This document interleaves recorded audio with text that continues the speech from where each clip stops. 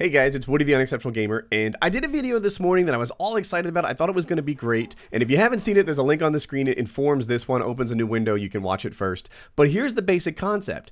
I was in my mid to late 30s before I realized that some people get to live a life of should I instead of have to, that some people have flexibility in their schedule, and I talked about how awesome it was, but I made a mistake. The one thing I said was this, that you can look at yourself and decide, if you're the sort of guy who doesn't do their homework until the last minute or whatever, then you probably should have a life of have to, where there's a manager looking over what you do, as opposed to something else. Don't dislike yet, because someone left this comment, and it kind of opened my eyes. Here it is.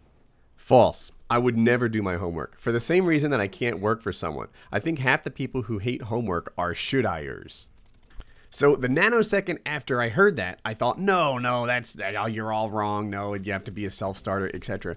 And then I thought about it some more, and because I don't just brush things off, and thought, man, you know what?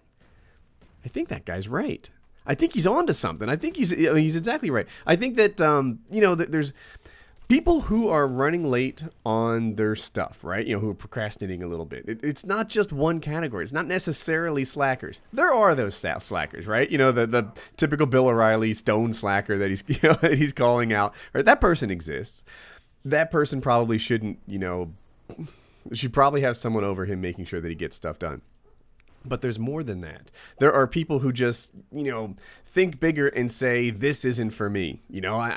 This doesn't fit. There are people who are, springs that are, crushed in a school system, just waiting to be unleashed, waiting for the should I portion of their life to open up so that they can finally reach their full potential. I sometimes talk about how life is long, and in like a Mail Monday thing, when I'm trying to convince someone that whatever minor mistake he's made up till now, or major mistake, isn't the end of life, that there's a whole lot more that's going to happen for him.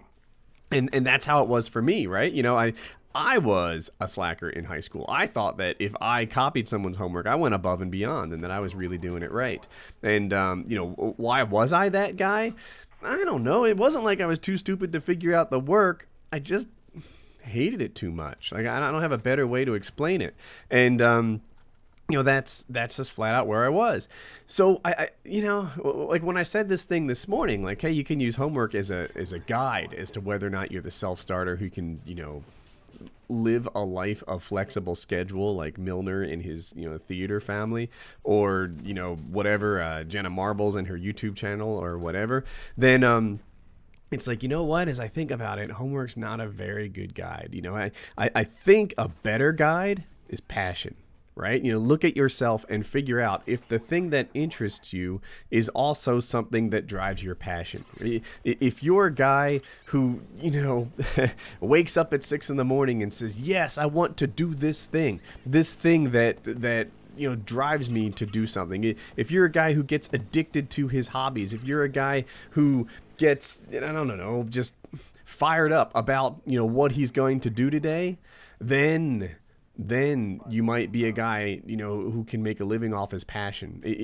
If you found your thing yet that makes you say, oh my God, this is who I want to be. This is where it's at for me. This is how I'm wired.